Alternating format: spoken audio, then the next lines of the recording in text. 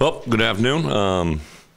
Obviously, exciting week. I think when I first got here, heard about the 1964 National Championship team, and they were going to honor them in this game. That was made to my attention quite a while ago. Ever since arriving here, I've gotten to know quite a few of those players, some that I knew before that I didn't even know were connected to Arkansas, and to have that connection with them now is going to be awesome.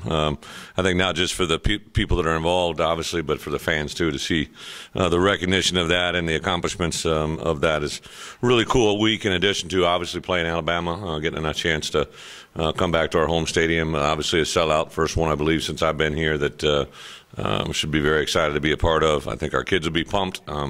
Very excited to get through the bye week the way we did. We got a lot of really good things done with our current players. In addition, to do some really good recruiting. Reception was very positive everywhere we went. So we're a 3-2 football team, looking to get a little respect. And obviously, this is a great week to do it. Alabama is a very good football team that played in a hard-fought game on Saturday. I thought that was really fun to watch and see two teams play the way they did down the stretch, and obviously a tremendous opportunity for our guys now to make a comment or a little bit of a statement in the SEC West too. This has been well documented now that it's one of the most ranked and highly thought of divisions in all of all of the conferences in college football, really probably in the history of college football. So to be a part of it is another opportunity for us to showcase what we got. So with that, open up as far as injury-wise, really shouldn't have anybody. Last week we kind of limited some of our guys. Like I said last week, some of our most of our twos became ones, so we had a lot of really good work with our twos, which also allowed us to rest some of our ones. But really, Demetrius Wilson looked 100%. We actually repped him quite a bit last week. He really looks to be full go, which is going to help us out a lot at the wide receiver position. Haven't had him full force since the middle of the Auburn game. To have him back with us is going to be a nice addition, and then everybody else should be with us 100%. Drew Morgan, looked great yesterday. He didn't practice at all last week, Nate, but he practiced all day yesterday and looked really fresh. Sometimes the byproduct of having a guy out for a little bit is they've got really fresh legs, and that's exactly what he showed. I guess Alabama hadn't lost back-to-back regular season games since Saban's first year. Would you rather be playing them coming off a winner? How tough is it to face them? I think Alabama is a tough football team, no matter if they're coming off a win or a loss. I did the research as well and realized that they had not lost two conference games back-to-back since his first year. So only time it happened is obviously the last, I think, 2008, and then last year when they did it in a bowl game and the last conference game. So, whatever it is, however it is, I think the one thing you see about Alabama is they stand the test of time, is especially under Nick, is they're very, very good. Every game, there's not a game where they bring nothing but really good players that are prepared in a very good way and play extremely well. So there's probably no right or wrong answer to that one. How is the kicking competition going? There has been a great competition. We basically kicked every day last week: Tuesday, Wednesday, Thursday. Had 8 kicks last night. On a Sunday, we never usually kick, but this week we're going to kick them Sunday. We'll kick them Tuesday. We'll kick them Thursday. But John has continued to perform fairly well. I think Adam McFain and Lane Saling have also done some really good things. But McFain is the guy that just continues to impress me. He has hit the ball, fairly well during kickoffs. I thought about playing him a little bit on Saturday, not this past Saturday, the Saturday before, but just really felt John had shown us during the course of the games and during practice that he was the guy, and but definitely open to giving guys new opportunities. What about Cole? Cole has done well, but we're going to redshirt Cole. Kind of made a decision when we went with John in the opener that Cole had done a lot of really good things, but it wasn't really at the leg strength or the consistency that we wanted to go ahead and play him as a true freshman. So we'll stick with the plan. He's involved in a pretty detailed development season, and I really think he's got a very bright future. Coach, are you encouraged by the teams that have had success against Alabama? Most of them run the football really well. Seems to be, what this team does. Does that help you feel better about going into this one? I think that the one thing that I know going into this game is we're a much improved football team. We definitely are a lot better at a variety of different things. I think running the football is one of them. But if you truly look at some of the stuff that Ole Miss capitalized on, I think the kicking game, and they threw the ball effectively towards the end of the game, especially, that gave them a chance to win it. And I think the part that Alabama, after a loss and after that, that they're going to take a moment to look back at the games, and I'm sure that we'll see not only a few changes but a different mentality or demeanor from the guys that show up.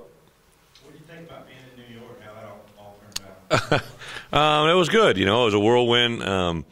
Started off last Thursday. I was actually flying to Provo, Utah, and we were up at 30,000 feet, and we got an engine light came on, so that was a nice little start to my weekend.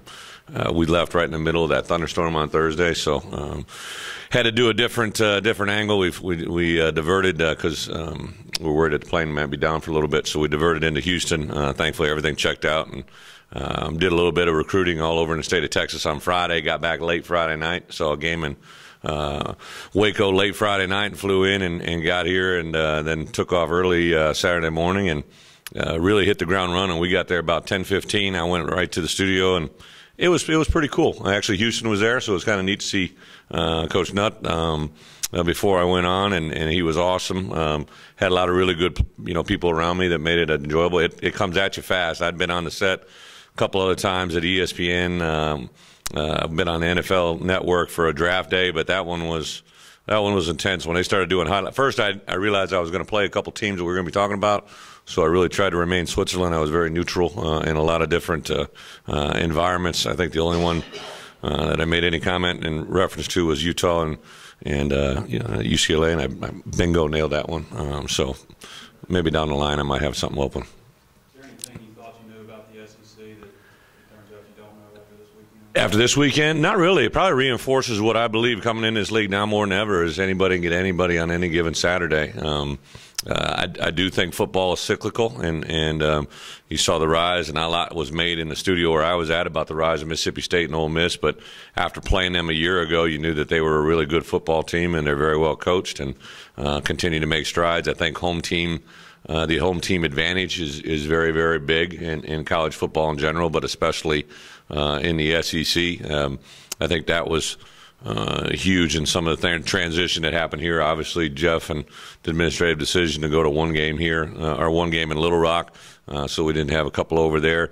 The home game can be a very, very, very, very big thing as far as just the impact that it has not only on the game itself, but then as in the SEC, race. It's a huge effect on the overall outcome of the season. Your offensive line has made a big jump this year, but how confident, or what's your confidence like going into this week? I think the offensive line has been good, but they've also understood that they've not been able to do some of the things that we've asked them to do at certain times that are critical in the game, and it's going to be a big part. I'm sure a lot of you probably saw. We changed Dan's number to 63, and I'm not trying to hide a 6'10", 325-pound guy. Everybody knows it's Dan Skipper, but I think after having conversations with him and some people involved in the decisions that happen on game day, we just felt that this was kind of going to be a rebirth for him, just to, hey, I played a certain way in a certain style during my career here.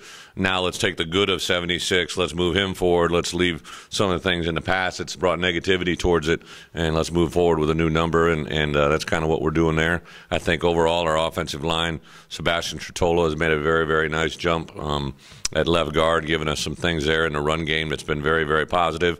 On the flip side of it, Mitch Smothers, Luke Charpentier, although he didn't play in the last game, Bray Cook, those three guys who were kind of more veteran guys have continued to move forward as well. So the addition of the new guys and the balance with the old guys and how that all fits together has been positive. I know the SEC losing streak isn't something you focus on a lot of time on. But as far as your kids and your players, do you think it wears on and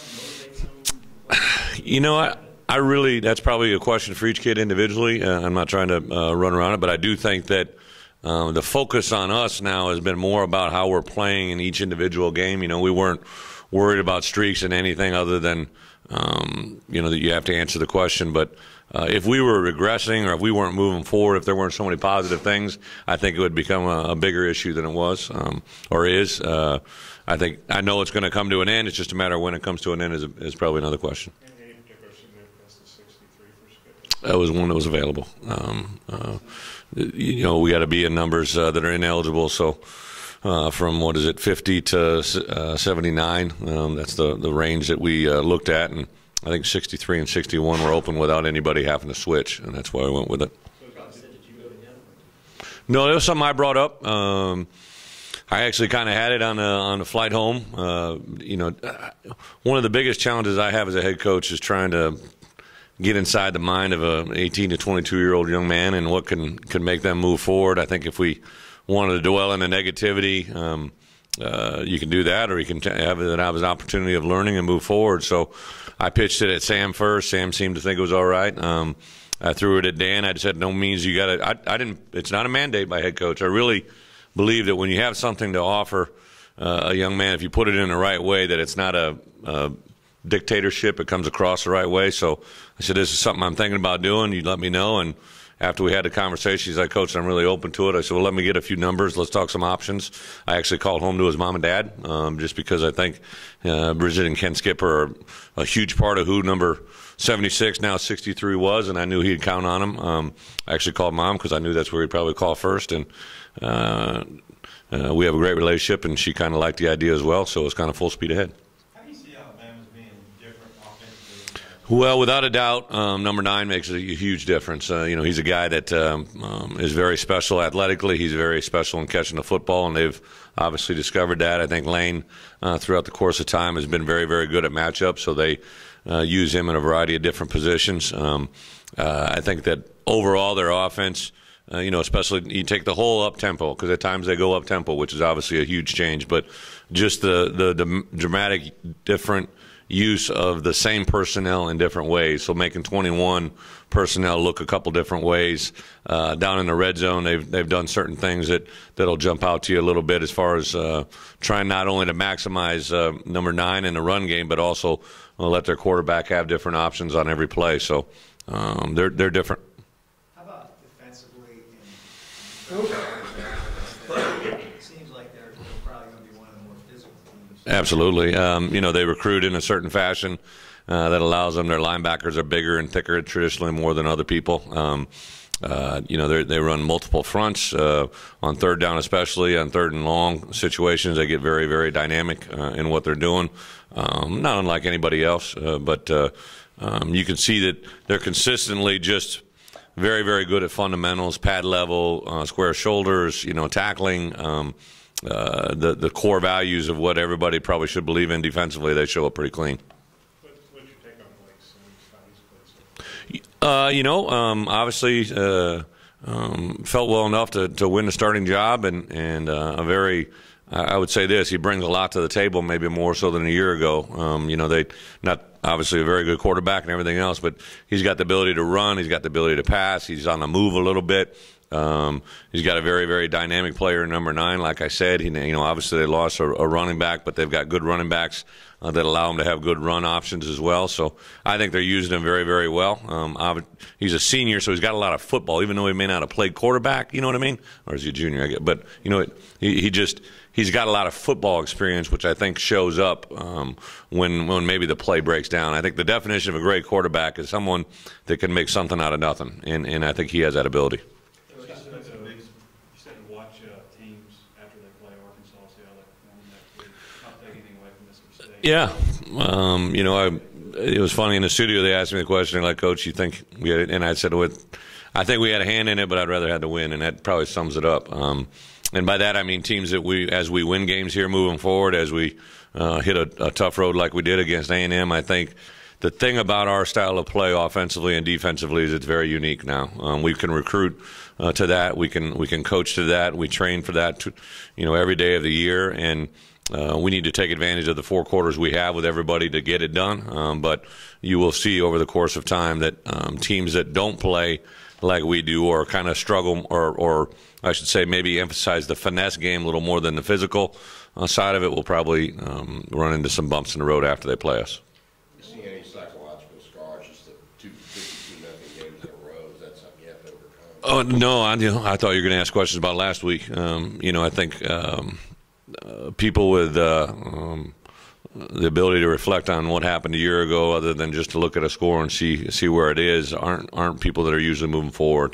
People that think to past history a lot, especially negative ones, other than the learning experience it was, tend to live in the past, and that's obviously not where we want to live. So there's a lot of guys in our room that are playing that had nothing to do with that score a year ago. Definitely me, I wasn't involved in the year ahead of that. So there hasn't been any of that. I would say, Nate, I would be more concerned about the issue of the A&M game, how it ended, for us to move forward. That would be my biggest concern. Coach, you alluded to that just a second ago. Do you think the bye week, the way it came, huge. give you guys an extra chance to build that? 100%. I couldn't agree more. I think when I saw this schedule, obviously I think I made reference that I know everybody in here knows it's been rated the number one toughest schedule and all that goes into it. But the way it laid out to go 5 by 4 by 3, you can't draw it up any better than that. I guess somebody might want to go 5-3-4, but I thought personally the way that we like to coach, the way that we like to train, we really got a nice jump on Alabama. Yesterday was a nice, quick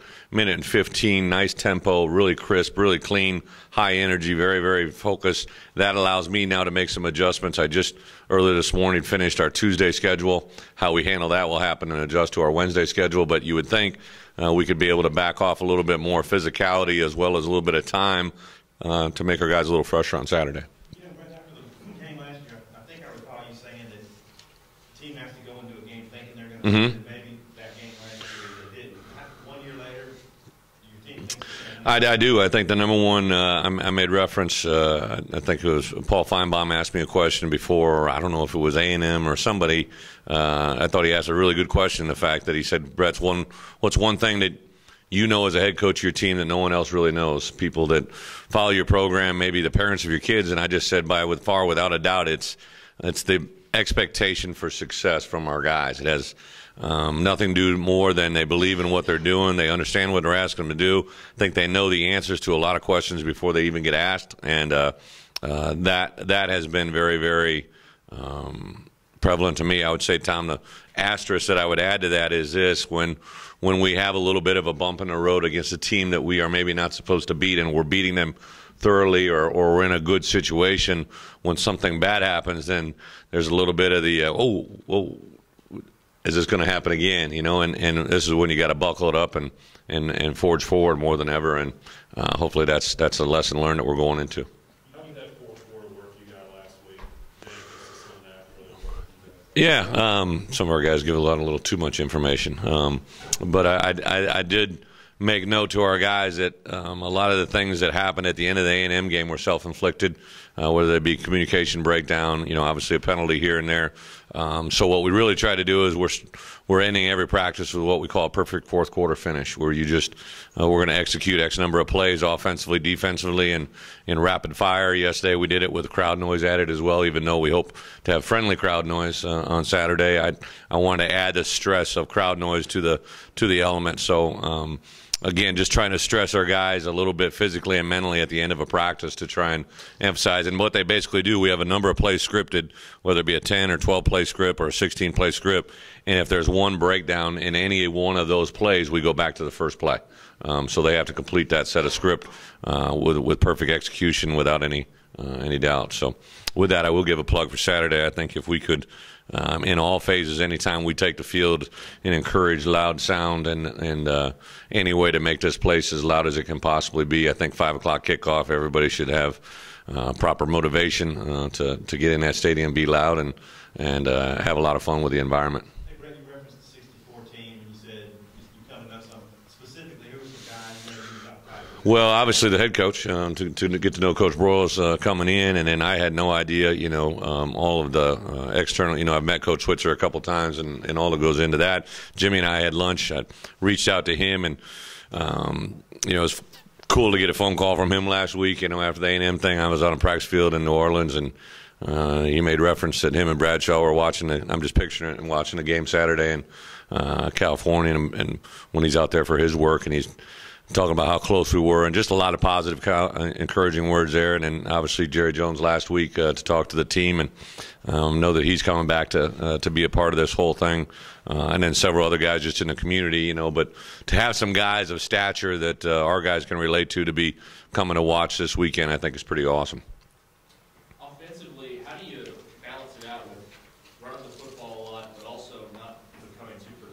I think an easy answer to that is throughout the course of time, if you follow my history, and then also really just football history in the major 5 conferences, if you have a team that averages 200 yards of football, running the football, and 200 yards of passing the football, you're going to win a lot of games. And if you just look at Alabama, throughout the course of time during Nick's success here as of late, who's obviously they've had as much success as anybody, that's a stat that easily jumps out to you.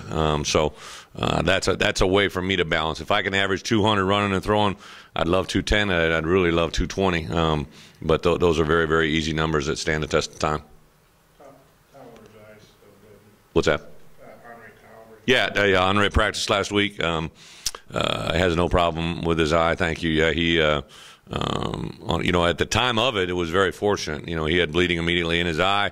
Thank God our medical staff was Johnny on the spot, and they not only took care of it right there, but we took him to a hospital immediately. And because if he had any more significant bleeding, they weren't going to allow him to fly home with us. So we had made all the precautions for that. His mom and dad, thankfully, were there as well. And I think another great indicator of our not just the functionality of us on the field, but the communication that took place with all that stuff going on that made not only that kid, but I think his mom and dad feel very, very confident in where he is, was huge. Rich, everyone knows about Trey Flowers, and he gets a lot of attention. How are the other defensive ends coming, and what can you do to get them A little bit more. I couldn't agree more. I think there's a couple guys. Unfortunately, I think B. Lou is one of those guys that he has had a lot of issues with an injury that just hasn't allowed him to practice and play maybe at the level or expectation that I think he had and then his coaches we had hoped for. On the flip side of it, some guys that have continued to come along. Dietrich, was playing really good football and unfortunately got injured, and I think he's finally back. He practiced all last week, which was the first time he's been able to do that, and I think he's stepping up, ready to make another nice jump.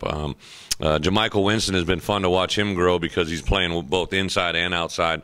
Gives us a little bit of depth inside if he's not on the outside. Tevin Beanham, again, another kid that's a young kid but has really, I think, shown us that he's willing to learn and willing to listen.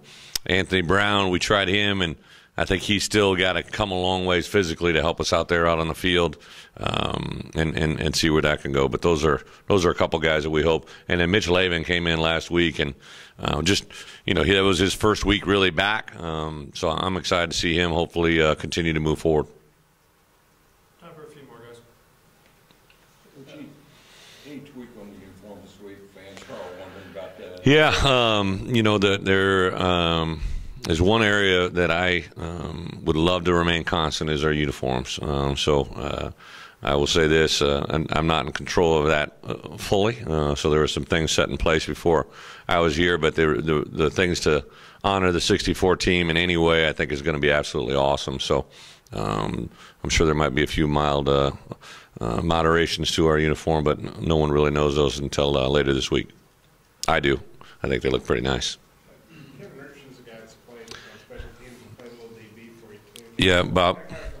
You know what? He is an incredible story. Walked on, really didn't, wasn't a recruited walk-on or anything like that. And all of a sudden last year, I remember he made a couple plays, and I'm like, who's this guy? And probably on our entire roster of 120 guys, the most detailed, conscientious, coachable in every phase. And here's a guy that's a redshirt freshman now that's playing in certain roles, playing on as many special teams I get involved in. He will yell at anybody, not coaches, but he'll yell at any player about doing things right, about listening to a meeting.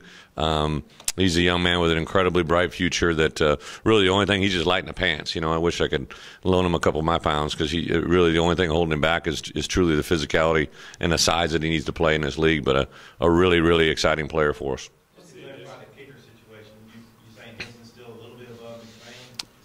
I probably left it unclear for a reason. I know where we're going. I know what we're doing. But I think the one thing John has shown over the course of time is he's been pretty resilient. He had a bad week in the spring, came back, kicked the ball effectively. Maybe in a situation, to be quite honest, Tom, where you could have a guy that has handled the short short field goals and the PATs very, very well, and then have a long-range field goal guy. But I do think that the two guys by far that have stood out have been John and McFain, and then Sailing had really done well. I just kind of because of the 70-man travel roster, that's why I left him at home in the A&M week, because we knew McFain was going to be the kickoff guy, and we already had John as the kicker, so that was the reason for that. What's that, Brian? What's that? The Hawk end. Before the game? Yeah. Well, first, kudos to all the people involved in making that happen. It was one of our workers here actually came up with a plan and the idea of how to put it all together, and then Brian White, local buddy of mine that is crafty and all that stuff, he kind of took it and ran, and as he does with everything, all of a sudden I saw the stainless steel and I knew it was going to be a gate, but I didn't know the complexity of it, and all of a sudden we got flashy eyes and we got a snout with smoke coming out of it, and it's ever going to, it's way beyond me, but our kids absolutely love it. They love the entrance video. They love the thought of it, and you probably don't really pay that much attention, but the guys that come out with it, I've kind of always been one of those guys. Yeah, I come out with a team, but I'm not. It's not my game to kind of stand there and do one of these with their helmets and all that jazz. I think that's kind of a player's time to shine, and the guys that are in the battle with him, that do that every day with him, is Ben Herbert and his staff. So Herbs is in the cage with him. The guys that are opening it up are our assistant strength coaches. It's kind of a choreographed thing between them. So, plus I want to have a little bit of continuity when we go on the road. Then those guys are involved there as well. So I took Jamichael Winston with me to the Catfish Show for a radio show a couple weeks ago, and someone asked that question. And Jamichael said, "Oh, we love it." He goes, "I try to stay in there as long as I can." And he was just being honest. He wasn't trying to be funny, and the whole place lit up because obviously there's a lot of smoke in there. The neat thing, I was the first one to go through it, Mark Torsoni and I, but the smoke really does stay above you, so you're not really in it, because I kind of was freaking out. We played Fresno State when I was a coach of my previous stop, and I remember they had the biggest game, it was being labeled the biggest game ever played there, and they had this blow-up tunnel, and the tunnel collapsed on them when the smoke was in there, and players were rolling out, coughing, taking off their helmets. So I said, I'll do anything, just don't give me an inflatable cage to run through. I didn't see that happen too well. Probably too much detail for you guys, but it was really funny. Thank you very much. Whoop Pig.